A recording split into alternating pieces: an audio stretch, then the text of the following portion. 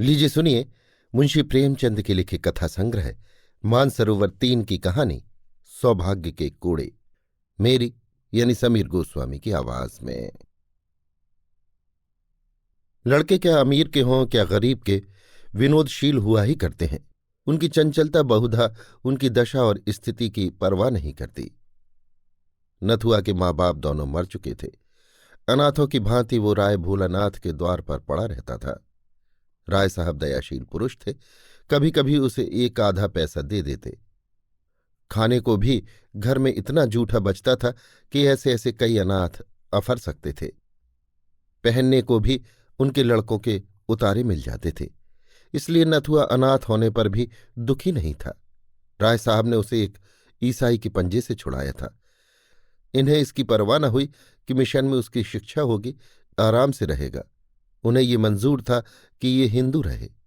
अपने घर के जूठे भोजन को वो मिशन के भोजन से कहीं पवित्र समझते थे। उनके कमरों की सफाई मिशन पाठशाला की पढ़ाई से कहीं बढ़कर थी। हिंदू रहे चाहे जिस दशा में रहे, ईसाई हुआ तो फिर सदा के लिए हाथ से निकल गया। नथुआ को बस राय साहब के बंगले में झाड़ू लगा देने के सिवा और कोई काम न था। भोजन करके खेलता फिरता था। कर्मानुसार ही उसकी वर्ण व्यवस्था भी हो गई। घर के अन्य नौकर चाकर उसे भंगी कहते थे और नथुआ को इसमें कोई ऐतराज न होता था। नाम का स्थिति पर क्या असर पड़ सकता है, इसकी उस गरीब को कुछ खबर न थी। भंगी बनने में कुछ हानि भी न थी। उसे झाड़ू देते समय कभी पैसे पड़े मिल जाते, कभी कोई और चीज। इससे वो सिगरेट लिया करता था। नौकरों के साथ उठने बैठने से उसे बचपन ही में तंबाकू सिगरेट पान का चस्का पड़ गया था। राय साहब के घर में यों तो बालकों और बालिकाओं की कमी न थी। दर्जनों भांजे भतीजे पड़े रहते थे, पर उनकी एक निज की संतान केवल एक पुत्री थी, जिसका नाम रत्ना था। रत्ना को पढ़ाने को 2 मास्टर थे। एक मैम साहब अंग्रेजी पढ़ाने आया करती थी। राय साहब की ये हार्दिक अभिलाषा थी कि रत्ना सर्वगुण आगरी हो और जिस घर में जाए उसकी लक्ष्मी बने। वो उसे अन्य बालकों के साथ न रहने देते थे। उसके लिए अपने बंगले में 2 कमरे अलग कर दिए थे, एक पढ़ने के लिए, दूसरा सोने के लिए। लोग कहते हैं लाड़ प्यार से बच्चे जिद्दी और शरीर हो जाते हैं। रत्ना इतने लाड़ प्यार पर भी बड़ी सुशीला बालिका थी। किसी नौकर को रे ना पुकारती, किसी भिखारी तक को न दुत्कारती। नथुआ को वो पैसे मिठाइयां दे दिया करती थी, कभी कभी उससे बातें भी किया करती थी। इससे वो लौंडा उसके मुंह लग गया था। एक दिन नथुआ रत्ना के सोने के कमरे में झाड़ू लगा रहा था। रत्ना दूसरे कमरे में मेम साहब से अंग्रेजी पढ़ रही थी। नथुआ की शामत जो आई तो झाड़ू लगाते लगाते उसके मन में ये इच्छा हुई कि रत्ना के पलंग पर सोऊं। कैसी उजली चादर बिछी हुई है, गद्दा कितना नरम और मोटा है, कैसा सुंदर दुशाला है। रत्ना इस गद्दे पर कितने आराम से सोती है, जैसे चिड़िया के बच्चे घोंसले में। तभी तो रत्ना के हाथ इतने गोरे और कोमल हैं, मालूम होता है देह में रुई भरी हुई है। यहां कौन देखता है। ये सोचकर उसने पैर फर्श से पहुंचे और चटपट पलंग पर आकर लेट गया और दुशाला ओढ़ लिया। गर्व और आनंद से उसका हृदय पुलकित हो गया। वो मारे खुशी के 2-3 बार पलंग पर उछल पड़ा। उसे ऐसा मालूम हो रहा था मानो मैं रुई पर लेटा हूं। जिधर करवट लेता था देह अंगुल भर नीचे धंस जाती थी। ये स्वर्गीय सुख मुझे कहाँ नसीब। मुझे भगवान ने राय साहब का बेटा क्यों न बनाया। सुख का अनुभव होते ही उसे अपनी दशा का वास्तविक ज्ञान हुआ और चित्त शुद्ध हो गया। एकाएक राय साहब किसी जरूरत से कमरे में आए तो नथुआ को रत्ना के पलंग पर लेटे देखा। मारे क्रोध के जल उठे, बोले, क्यों बे सुअर, तू ये क्या कर रहा है। नथुआ ऐसा घबराया मानो नदी में पैर फिसल पड़े हों। चारपाई से कूदकर अलग खड़ा हो गया और फिर झाड़ू हाथ में ले ली। राय साहब ने फिर पूछा, ये क्या कर रहा था बे। नथुआ, कुछ तो नहीं सरकार। राय साहब, अब तेरी इतनी हिम्मत हो गई कि रत्ना की चारपाई पर सोए। नमक हराम कहीं का, लाना मेरा हंटर। हंटर मंगवाकर राय साहब ने नथुआ को खूब पीटा। बेचारा हाथ जोड़ता था, पैरों पड़ता था, मगर राय साहब का क्रोध शांत होने का नाम न लेता था। सब नौकर जमा हो गए और नथुआ के जले पर नमक छिड़कने लगे। राय साहब का क्रोध और भी बढ़ा। हंटर हाथ से फेंक कर ठोकरों से मारने लगे। रत्ना ने ये रोना सुना तो दौड़ी हुई आई और समाचार सुनकर बोली, दादाजी बेचारा मर जाएगा, अब इस पर दया कीजिए। राय साहब, मर जाएगा, उठवाकर फेंकवा दूंगा, इस बदमाशी का मजा तो मिल जाएगा। रत्ना, मेरी ही चारपाई थी ना, मैं उसे क्षमा करती हूं। राय साहब, जरा देखो तो अपनी चारपाई की गत, बाजी के बदन की मैल भर गई होगी, भला इसे सूझी क्या? क्यों बे, तुझे सूझी क्या? ये कह राय साहब फिर लपके, मगर नथुआ आकर रत्ना के पीछे दुबक गया। इसके सिवा और कहीं शरण न थी। रत्ना ने रोक कर कहा, दादाजी मेरे कहने से अब इसका अपराध क्षमा कीजिए। राय साहब, क्या कहती हो रत्ना, ऐसे अपराधी कहीं क्षमा किए जाते हैं? खैर, तुम्हारे कहने पर छोड़ देता हूं, नहीं तो आज जान लेकर छोड़ता। सुन बे नथुआ, अपना भला चाहता है तो फिर यहां ना आना, इसी दम निकल जा। सुअर नालायक। नथुआ प्राण छोड़कर भागा, पीछे फिरकर न देखा। सड़क पर पहुंचकर वो खड़ा हो गया। यहां राय साहब उसका कुछ नहीं कर सकते थे। यहां सब लोग उनकी मुंह देखी तो न कहेंगे। कोई तो कहेगा कि लड़का था, भूल ही हो गई तो क्या प्राण ले लीजिएगा। यहां मारें तो देखूं, गाली देकर भागूंगा, फिर कौन मुझे पा सकता है। इस विचार से उसकी हिम्मत बंधी। बंगले की तरफ मुंह करके जोर से बोला, यहां आओ तो देखें, और फिर भागा कि कहीं राय साहब ने सुन न लिया हो। नथुआ थोड़ी ही दूर गया था कि रत्ना की मेम साहिबा अपने टमटम पर सवार आती हुई दिखाई दी। उसने समझा शायद मुझे पकड़ने आ रही हैं, फिर भागा, किंतु जब पैरों में दौड़ने की शक्ति न रही तो खड़ा हो गया। उसके मन ने कहा, वो मेरा क्या कर लेंगे, मैंने उनका कुछ बिगाड़ा है? एक क्षण में मेम साहिबा आ पहुंची और टमटम रोक कर बोली, नाथू कहाँ जा रहे हो? नथुआ, कहीं नहीं। मेम साहब, राय साहब के यहां फिर जाएगा तो वो मारेंगे, क्यों नहीं मेरे साथ चलता? मिशन में आराम से रहे, आदमी हो जाएगा। नथुआ, किरस्तान तो न बनाओगी? मेम साहब, किरस्तान क्या भंगी से भी बुरा है? पागल।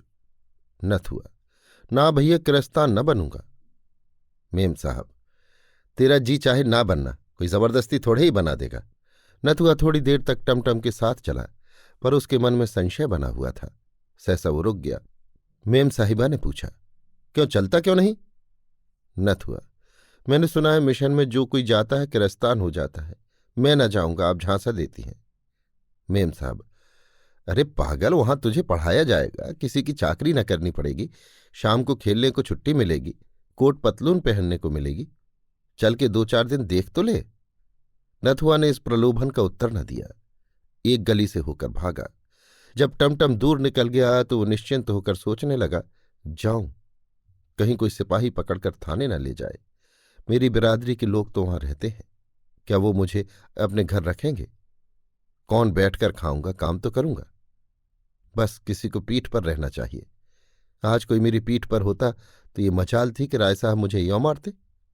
सारी बिरादरी जमा हो जाती, घेर लेती, घर की सफाई बंद हो जाती, कोई द्वार पर झाड़ू तक न लगाता, सारी राय साहेबी निकल जाती। ये निश्चय करके वो घूमता फिरता भंगियों के मोहल्ले में पहुंचा। शाम हो गई थी। कई भंगी एक पेड़ के नीचे चटाइयों पर बैठे शहनाई और तबला बजा रहे थे। वो नित्य इसका अभ्यास करते थे, ये उनकी जीविका थी।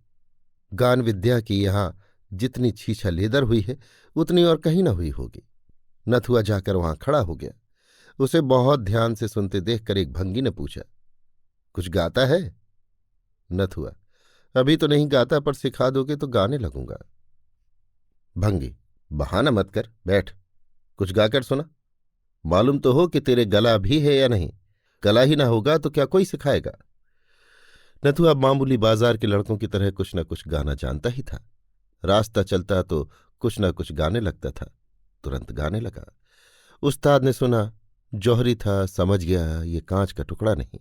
बोला, कहाँ रहता है? नथुआ ने अपनी राम कहानी सुनाई। परिचय हो गया, उसे आश्रय मिल गया और विकास का वो अवसर मिल गया जिसने उसे भूमि से आकाश पर पहुंचा दिया। 3 साल उड़ गए। नथुआ के गाने की सारे शहर में धूम मच गई, और वो केवल एक गुणी नहीं, सर्वगुणी था। गाना, शहनाई बजाना, पखावत, सारंगी, तंबूरा, सितार, सभी कलाओं में दक्ष हो गया। उस्तादों को भी उसकी चमत्कारिक बुद्धि पर आश्चर्य होता था। ऐसा मालूम होता था कि उसने पहले ही पढ़ी हुई विद्या दोहरा ली है। लोग 10-10 सालों तक सितार बजाना सीखते रहते हैं और नहीं आता। नथुआ को 1 महीने में उसके तारों का ज्ञान हो गया। ऐसे कितने ही रत्न पड़े हुए हैं जो किसी पारखी से भेंट न होने के कारण मिट्टी में मिल जाते हैं। संयोग से इन्हीं दिनों ग्वालियर में एक संगीत सम्मेलन हुआ। देश देशांतरों से संगीत के आचार्य निमंत्रित हुए। उस्ताद घूरे को भी न्योता मिला। नथुआ इन्हीं का शिष्य था। उस्ताद ग्वालियर चले तो नाथू को भी साथ लेते गए। 1 सप्ताह तक ग्वालियर में बड़ी धूमधाम रही। नाथूराम ने वहां खूब नाम कमाया। उसे सोने का तमगा इनाम मिला। ग्वालियर के संगीत विद्यालय के अध्यक्ष ने उस्ताद घूरे से आग्रह किया कि नाथूराम को संगीत विद्यालय में दाखिल करा दो। यहां संगीत के साथ उसकी शिक्षा भी हो जाएगी। घूरे को मानना पड़ा। नाथूराम भी राजी हो गया। नाथूराम ने 5 वर्षों में विद्यालय की सर्वोच्च उपाधि प्राप्त कर ली। इसके साथ साथ भाषा, गणित और विज्ञान में उसकी बुद्धि ने अपनी प्रखरता का परिचय दिया। अब वो समाज का भूषण था। कोई उससे न पूछता था कौन जाति हो। उसका रहन सहन, तौर तरीका अब गायकों सा नहीं, शिक्षित समुदाय का सा था। अपने सम्मान की रक्षा के लिए वो ऊंचे वर्ण वालों का सा आचरण करने लगा। मदिरा मांस त्याग दिया। नियमित रूप से संध्योपासना करने लगा। कोई कुलीन ब्राह्मण भी इतना आचार विचार न करता होगा। नाथूराम तो पहले ही उसका नाम हो चुका था, अब उसका कुछ और सुसंस्कार हुआ। वो नाथूराम आचार्य मशहूर हो गया। साधारणतः लोग आचार्य ही कहा करते थे। राजदरबार से उसे अच्छा वेतन मिलने लगा। 18 वर्ष की आयु में इतनी ख्याति बिरले ही किसी गुणी को नसीब होती है। लेकिन ख्याति प्रेम वो प्यास है जो कभी नहीं बुझती। वो अगस्त ऋषि की भांति सागर को पीकर भी शांत नहीं होती। महाशय आचार्य ने यूरोप को प्रस्थान किया। वो पाश्चात्य संगीत पर भी अधिकृत होना चाहते थे। जर्मनी के सबसे बड़े संगीत विद्यालय में दाखिल हो गए और 5 वर्षों के निरंतर परिश्रम और उद्योग के बाद आचार्य की पदवी लेकर इटली की सैर करते हुए ग्वालियर लौट आए और उसके 1 ही सप्ताह के बाद मदन कंपनी ने उन्हें 3,000 रुपये मासिक वेतन पर अपनी शाखाओं का निरीक्षक नियुक्त किया। वो यूरोप जाने के पहले ही हजारों रुपये जमा कर चुके थे। यूरोप में भी ओपराओं और नाट्यशालाओं में उनकी खूब आवभगत हुई थी। कभी कभी एक दिन में इतनी आमदनी हो जाती थी जितनी यहाँ के बड़े से बड़े गवैयों को बरसों में नहीं होती। लखनऊ से विशेष प्रेम होने के कारण उन्होंने वहीं निवास करने का निश्चय किया। आचार्य महाशय लखनऊ पहुंचे तो उनका चित्त गदगद हो गया। यहीं उनका बचपन बीता था। यहीं एक दिन वो अनाथ थे। यहीं गलियों में कनकौए लूटते फिरते थे। यहीं बाजारों में पैसे मांगते फिरते थे। आह, यहीं उन पर हंटरों की मार पड़ी थी जिसके निशान अब तक बने थे। अब वो दाग उन्हें सौभाग्य की रेखाओं से भी प्रिय लगते। यथार्थ में ये कोड़े की मार उनके लिए शिव का वरदान थी। राय साहब के प्रति अब उनके दिल में क्रोध या प्रतिकार का लेश मात्र भी न था। उनकी बुराइयां भूल गई थीं, भलाइयां याद रह गई थीं, और रत्ना तो उन्हें दया और वात्सल्य की मूर्ति सी याद आती। विपत्ति पुराने घावों को बढ़ाती है, संपत्ति उन्हें भर देती है। गाड़ी से उतरे तो छाती धड़क रही थी। 10 वर्ष का बालक 23 वर्ष का जवान शिक्षित भद्र युवक हो गया था।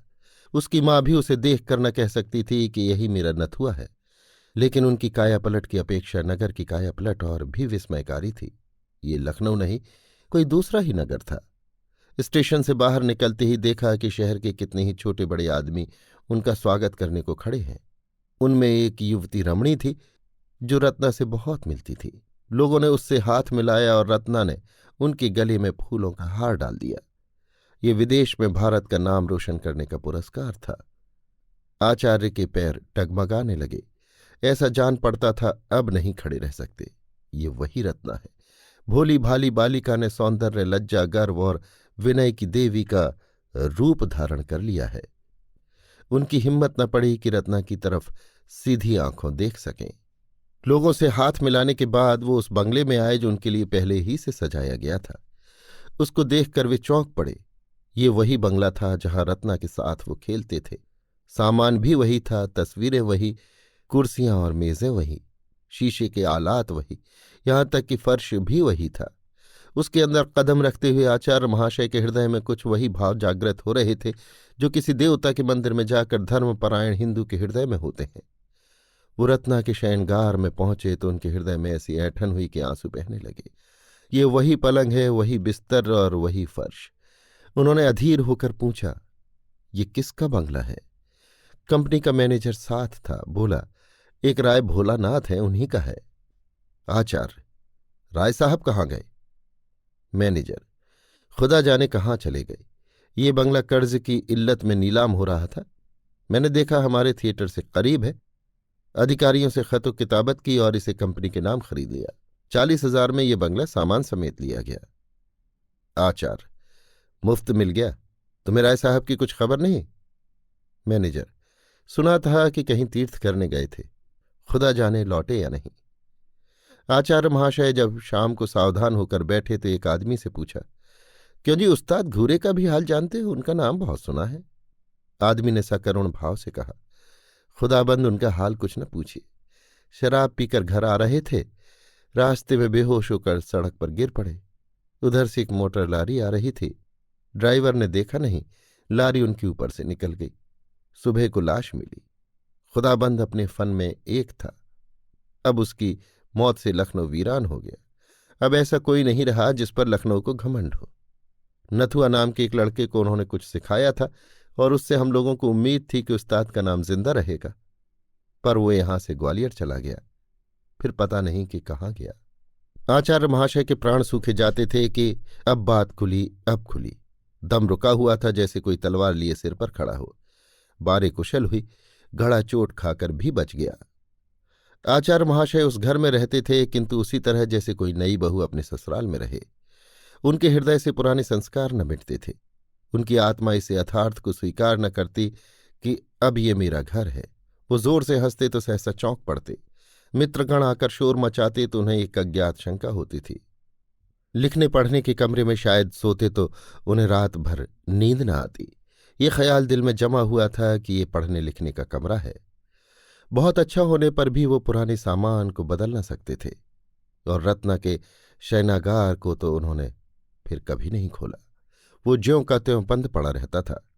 उसके अंदर जाते हुए उनके पैर थरथराने लगते थे। उस पलंग पर सोने का ध्यान ही उन्हें नहीं आया। लखनऊ में कई बार उन्होंने विश्वविद्यालय में अपने संगीत नैपुण्य का चमत्कार दिखाया। किसी राजा रईस के घर अब वो गाने न जाते थे, चाहे कोई उन्हें लाखों रुपए ही क्यों न दे। ये उनका प्रण था। लोग उनका अलौकिक गान सुनकर अलौकिक आनंद उठाते थे। एक दिन प्रातःकाल आचार्य महाशय संध्या से उठे थे कि राय भोलानाथ उनसे मिलने आए। रत्ना भी उनके साथ थी। आचार्य महाशय पर रौब छा गया। बड़े से बड़े यूरोपीय थिएटरों में भी उनका हृदय इतना भयभीत न हुआ था। उन्होंने जमीन तक झुककर राय साहब को सलाम किया। भोलानाथ उनकी नम्रता से कुछ विस्मित से हो गए। बहुत दिन हुए जब लोग उन्हें सलाम किया करते थे। अब तो जहां जाते थे हंसी उड़ाई जाती थी। रत्ना भी लज्जित हो गई। राय साहब ने कातर नेत्रों से इधर उधर देखकर कहा, आपको ये जगह तो पसंद आई होगी? आचार्य, जी हां, इससे उत्तम स्थान की तो मैं कल्पना ही नहीं कर सकता। भोलानाथ, ये मेरा ही बंगला है। मैंने ही इसे बनवाया और मैंने ही इसे बिगाड़ भी दिया। रत्ना ने झेंपते हुए कहा, दादाजी, इन बातों से क्या फायदा? भोलानाथ, फायदा नहीं है बेटी, नुकसान भी नहीं। सज्जनों से अपनी विपत्ति कहकर चित्त शांत होता है। महाशय, ये मेरा ही बंगला है, या यों कहिए कि था। 50,000 सालाना इलाके से मिलते थे। कुछ आदमियों की संगत में मुझे सट्टे का चस्का पड़ गया। 2-3 बार ताबड़तोड़ बाजी हाथ आई, हिम्मत खुल गई। लाखों के वारे न्यारे होने लगे, किंतु एक ही घाटे में सारी कसर निकल गई। बधिया बैठ गई, सारी जायदाद खो बैठा। सोचिए, 25 लाख का सौदा था। कौड़ी चित्त पड़ती तो आज इस बंगले का कुछ और ही ठाठ होता, नहीं तो अब पिछले दिनों को याद कर करके हाथ मलता हूं। मेरी रत्ना को आपके गाने से बड़ा प्रेम है। जब देखो आप ही की चर्चा किया करती है। इसे मैंने बीए तक पढ़ाया। रत्ना का चेहरा शर्म से लाल हो गया। बोली, दादाजी, आचार्य महाशय मेरा हाल जानते हैं, उनको मेरे परिचय की जरूरत नहीं। महाशय, क्षमा कीजिएगा, पिताजी उस घाटी के कारण कुछ अव्यवस्थित चित्त से हो गए हैं। वो आपसे ये प्रार्थना करने आए हैं कि यदि आपको कोई आपत्ति न हो तो वो कभी कभी इस बंगले को देखने आया करें। इससे उनके आंसू पुछ जाएंगे। उन्हें इस विचार से संतोष होगा कि मेरा कोई मित्र इसका स्वामी है। बस यही कहने के लिए ये आपकी सेवा में आए हैं। आचार्य ने विनयपूर्ण शब्दों में कहा, इसके पूछने की जरूरत नहीं है। घर आपका है, जिस वक्त जी चाहे शौक से आए। बल्कि आपकी इच्छा हो तो आप इसमें रह सकते हैं। मैं अपने लिए कोई दूसरा स्थान ठीक कर लूंगा। राय साहब ने धन्यवाद दिया और चले गए। वो दूसरे तीसरे यहां जरूर आते और घंटों बैठे रहते। रत्ना भी उनके साथ अवश्य आती। फिर कुछ दिन बाद प्रतिदिन आने लगे। एक दिन उन्होंने आचार्य महाशय को एकांत में ले जाकर पूछा, क्षमा कीजिएगा, आप अपने बाल बच्चों को क्यों नहीं बुला लेते? अकेले तो आपको बहुत कष्ट होता होगा। आचार्य, मेरा तो अभी विवाह नहीं हुआ और न करना चाहता हूं। ये कहते कहते आचार्य महाशय ने आंखें नीची कर लीं। भोलानाथ, ये क्यों? विवाह से आपको क्यों द्वेष है? आचार्य, कोई विशेष कारण तो नहीं बता सकता, इच्छा ही तो है। भोला, आप ब्राह्मण हैं? आचार्य जी का रंग उड़ गया। सशंक होकर बोले, यूरोप की यात्रा के बाद वर्ण भेद नहीं रहता। जन्म से चाहे जो कुछ हूं, कर्म से तो शूद्र ही हूं। भोलानाथ, आपकी नम्रता को धन्य है। संसार में ऐसे सज्जन लोग भी पड़े हुए हैं। मैं भी कर्मों ही से वर्ण मानता हूं। नम्रता, शील, विनय, आचार, धर्मनिष्ठा, विद्या, प्रेम, ये सब ब्राह्मणों के गुण हैं और मैं आपको ब्राह्मण ही समझता हूं। जिसमें ये गुण नहीं वो ब्राह्मण नहीं, कदापि नहीं। रत्ना को आपसे बड़ा प्रेम है। आज तक कोई पुरुष उसकी आंखों में नहीं जचा, किंतु आपने उसे वशीभूत कर लिया। इस धृष्टता को क्षमा कीजिएगा। आपके माता पिता? आचार्य, मेरे माता पिता तो आप ही हैं। जन्म किसने दिया ये मैं स्वयं नहीं जानता। मैं बहुत छोटा था तभी उनका स्वर्गवास हो गया। राय साहब, आह, वो आज जीवित होते तो आपको देखकर उनकी गज भर की छाती होती। ऐसे सपूत बेटे कहाँ होते हैं? इतने में रत्ना एक कागज लिए हुए आई और राय साहब से बोली, दादाजी, आचार्य महाशय काव्य रचना भी करते हैं। मैं इनकी मेज पर से ये उठा लाई हूं। सरोजनी नायडू के सिवा ऐसी कविता मैंने और कहीं नहीं देखी। आचार्य ने छिपी हुई निगाहों से एक बार रत्ना को देखा और झेपते हुए बोले, यूं ही कुछ लिख दिया था, मैं काव्य रचना क्या जानूं। प्रेम से दोनों विवल हो रहे थे।